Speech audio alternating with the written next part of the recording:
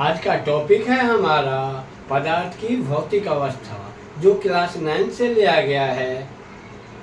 यदि आप हमारे चैनल को पहली बार देख रहे हैं और आप छात्र हैं, खासकर 7वीं से 10वीं के बीच, तो प्लीज़ चैनल को सब्सक्राइब कर दीजिए।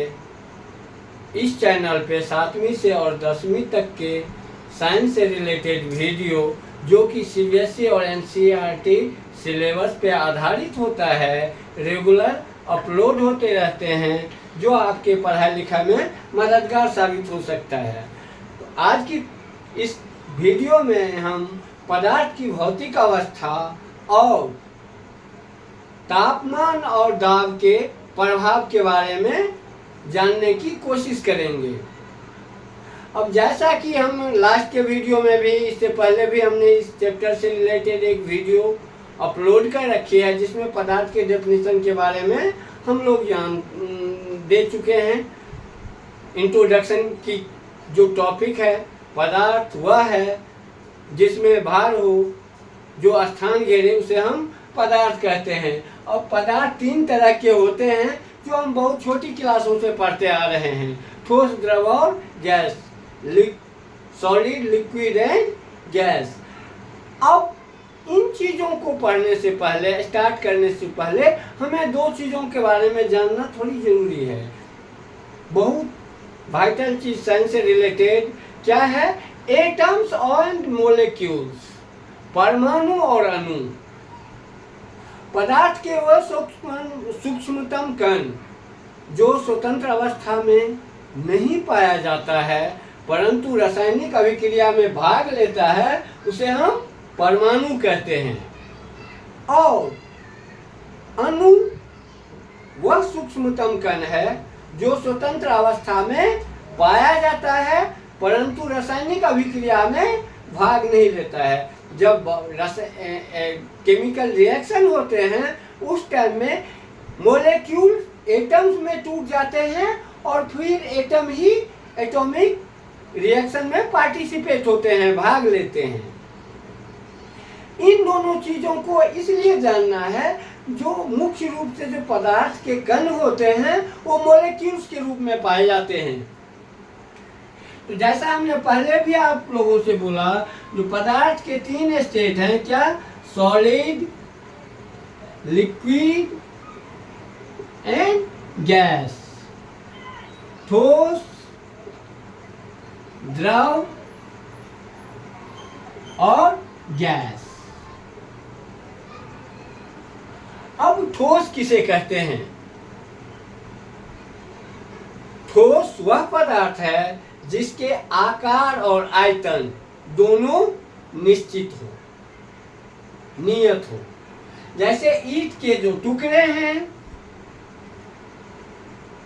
वो जैसा है वैसा ही रहेगा। इसके मूल कारण क्या है, इसको हम समझने की कोशिश करते हैं। इनके अंदर की जो ठोस, द्रव और गैस है, इनके मोलिक्यूलर स्ट्रक्चर को हम देखते हैं।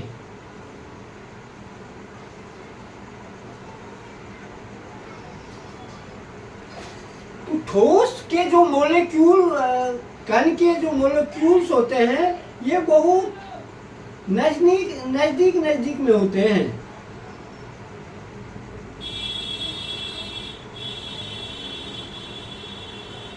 सॉलिड के मोलेक्यूल बहुत नजदीक में होते हैं। अब 2 मोलेक्यूल के बीच में जो डिस्टेंस होता है, उसे इंटरमोलेक्यूलर डिस्टेंस कहते हैं, अंतराण्विक दूरी कहते हैं। क्या कहते हैं?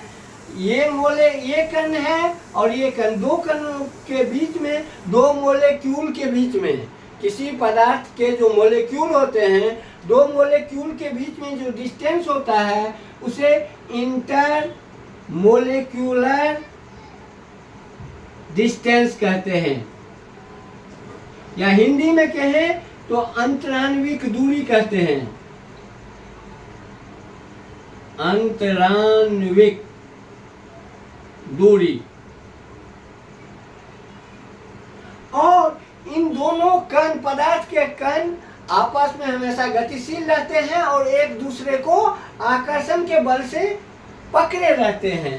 तो ठोस में चूंकि इंटरमोलेक्यूलर डिस्टेंस बहुत कम होता है और दो मोलेक्यूल के बीच में जो फोर्स होता है, एक दूसरे को पकड़ होती है आकर्षण का, उस बल को हम इंटरमोलेक्यूलर फोर्स कहते हैं, अंतराण्विक बल कहते हैं।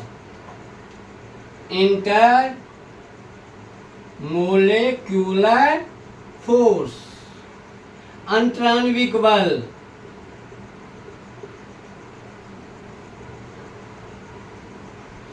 तो ठोस में ये अंतराण्विक दूरी बहुत कम होती है, इंटरमोलेक्यूलर डिस्टेंस बहुत कम होता है, जिस कारण अंतराण्विक बल बहुत अधिक होते हैं, जिस वजह से उसके कण एक दूसरे पर, एक कण के दूसरे कणों पर बहुत जोर से पकड़ होती है, जिस वजह से इसके आकार और आयतन निश्चित होते हैं।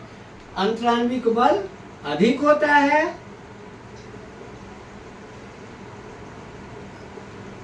फलस्वरूप एक कण का दूसरे कण पर पकड़ बहुत मजबूत होता है, जिस वजह से ठोस वह है जिसके आकार और आयतन दोनों निश्चित होते हैं।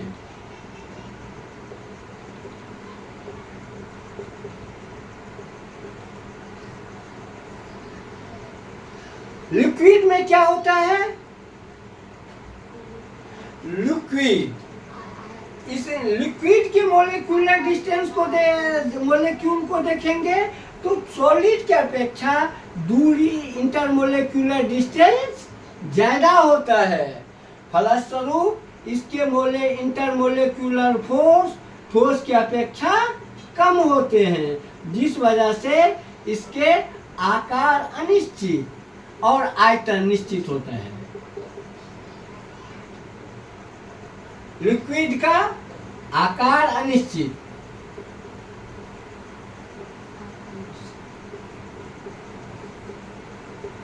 और आयतन निश्चित।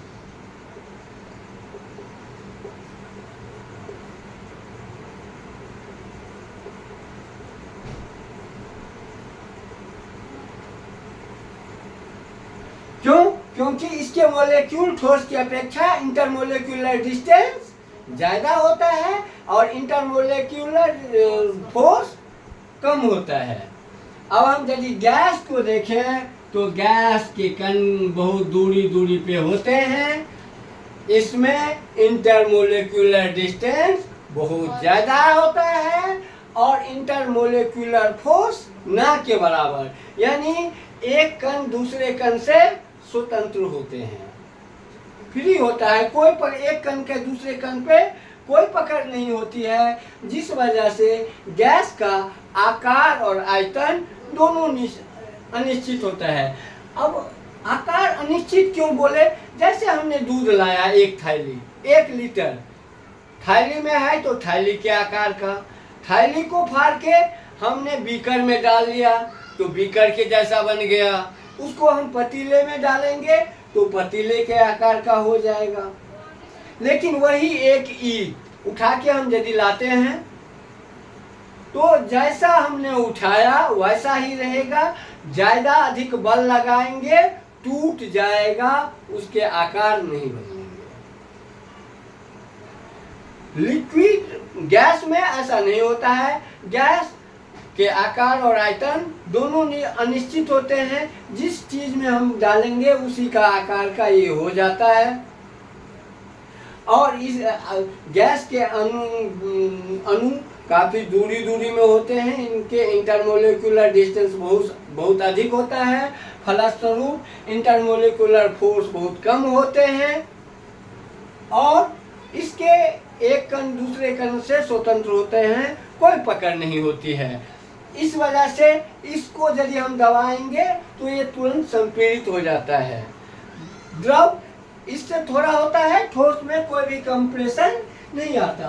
अब हम देखते हैं क्या ये ठोस, द्रव और गैस ये क्या आपस में अवस्था बदल सकती है, या हम ऐसे कहें तो ठोस द्रव और गैस या पदार्थ के जो अवस्था है उसका तापमान बढ़ने घटने से या दाब बढ़ाने घटाने से क्या फर्क पड़ता है, अब हम उसको देखते हैं।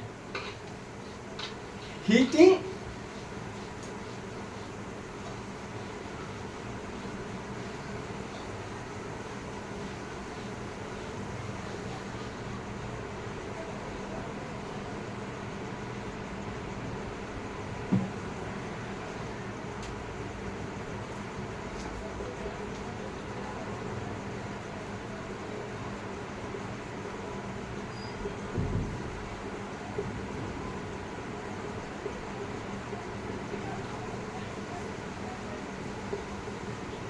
प्रभाव।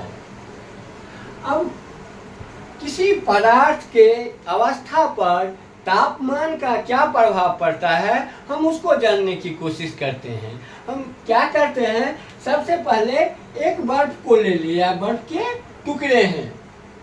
अब इसको हम किसी बर्तन में रख के और नीचे गर्म करना शुरू कर देते हैं, इसमें हीट देते हैं। जैसे ही ऊष्मा ऊर्जा के रूप में इस बर्फ को मिलता है, बर्फ के जो कण हैं इसकी गति बढ़ जाती है।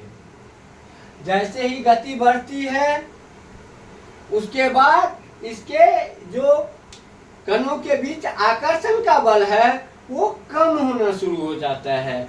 आते आते यदि और गर्म करते हैं तो एक अवस्था के बाद ये जो बर्फ है वो पानी के रूप में परिवर्तित होना शुरू कर देता है। तो यहीं पे एक चीज आती है गलनांक, मेल्टिंग पॉइंट कहते हैं।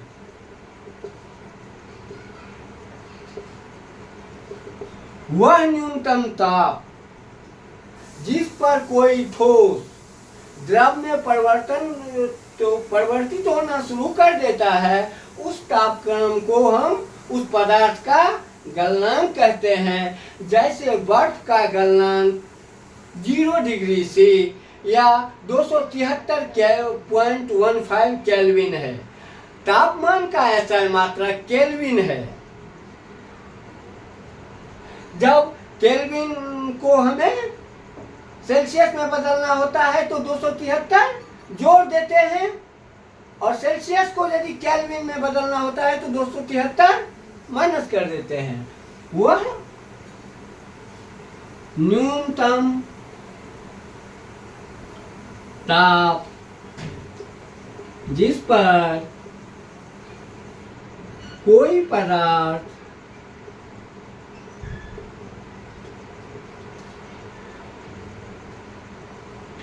कोई ठोस पदार्थ द्रव अवस्था में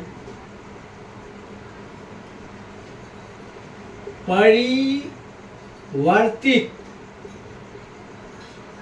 होना शुरू कर देता है,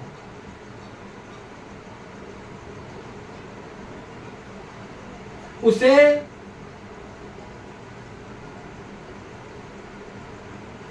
उस पदार्थ का गलनांक कहते हैं।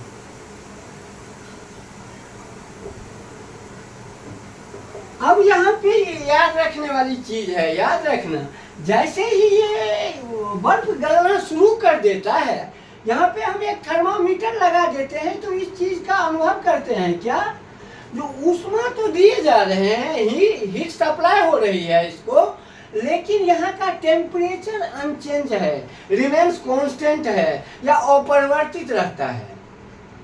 यदि ये टेम्परेचर यहाँ पे कांस्टेंट है तो जो हम ऊष्मा दे रहे हैं वो कहाँ जा रहा है, वो ऊष्मा इसके कण को ये आकर्षण के बल से फ्री होने में और अवस्था परिवर्तन में खर्च हो रहा है। ये ठोस से जो द्रव में परिवर्तित हो रहे हैं उसमें, और इसके कण जो ठोस अवस्था में थे वो धीरे धीरे करके जो परिवर्तित हो रहे हैं उसमें ये एनर्जी खर्च हो रही है। तो इस एनर्जी को क्या होता है, टेम्परेचर बढ़ता नहीं है, ऊष्मा जाए जा रहा है, वो ऊष्मा कहाँ गया? तो इसलिए इस ऊष्मा का नाम गुप्त ऊष्मा का है। क्या? हाँ, इंग्लिश में कहते हैं लेटेंट हीट। क्या कहते हैं? Latent heat. लेटेंट हीट क्या होता है? वायुमंडलीय ताप पर 1 केजी बर्फ को पूरी तरह से पानी में परिवर्तित होने के लिए जितनी ऊष्मा ऊर्जा की जरूरत होती है वह बर्फ का गुप्त ऊष्मा कहलाता है, या गलनांक का गुप्त ऊष्मा कहलाता है। गुप्त ऊष्मा, लैटेंट हीट।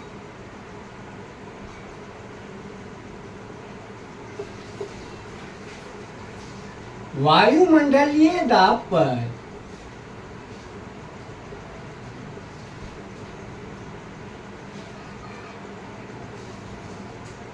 1 केजी बर्फ को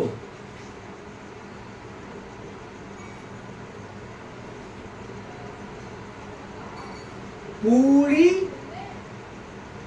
तरह पानी में बदलने के लिए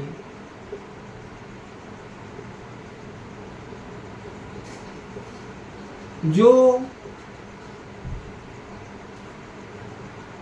ऊष्मा की जरूरत होती है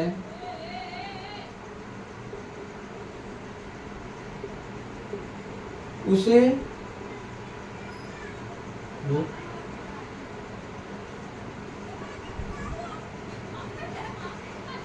गुप्त ऊष्मा या लैटेंट हीट कहते हैं।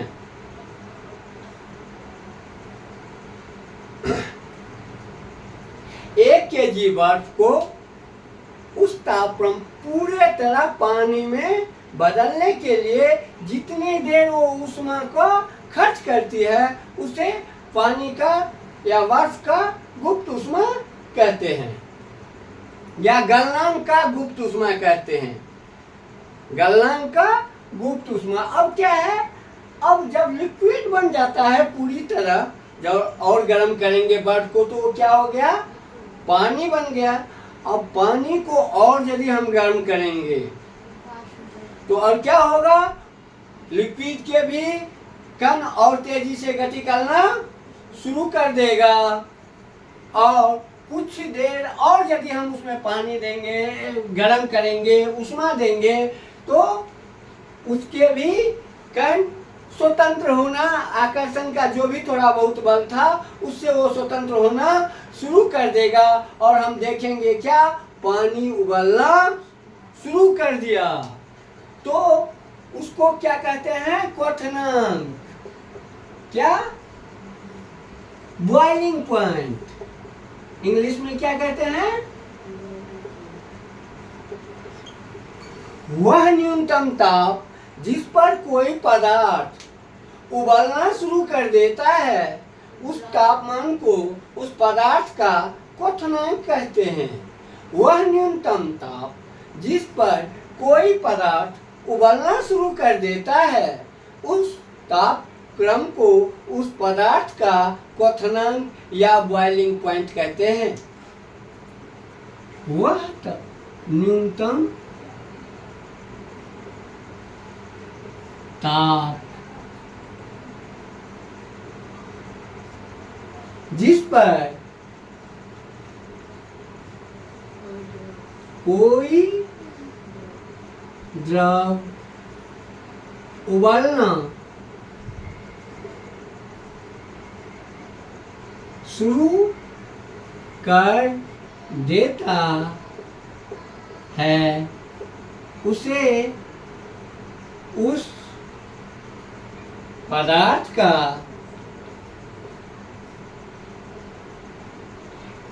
क्वथनांक कहते हैं, बॉइलिंग पॉइंट।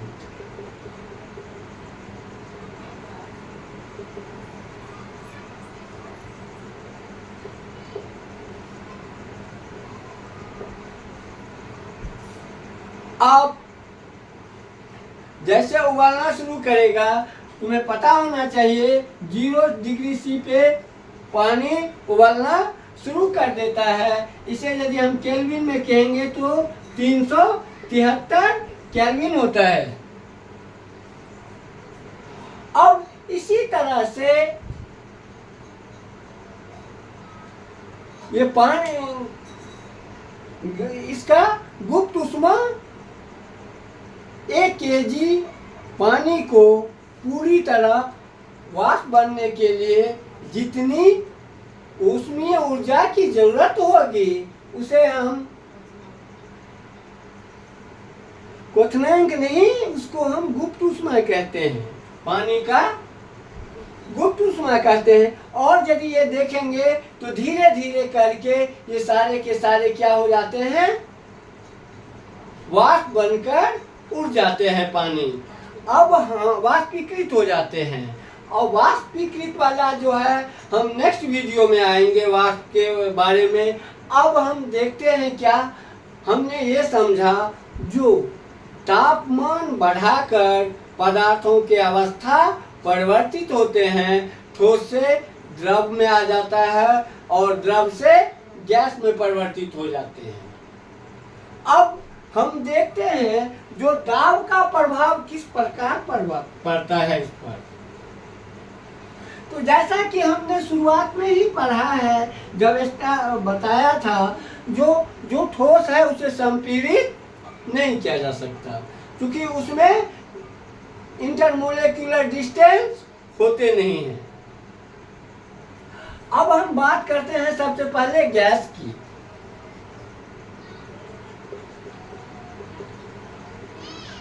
गैस के अणु इंटरमोलेक्युलर डिस्टेंस काफी होते हैं, इसलिए उसे आराम से संपीड़ित किया जा सकता है।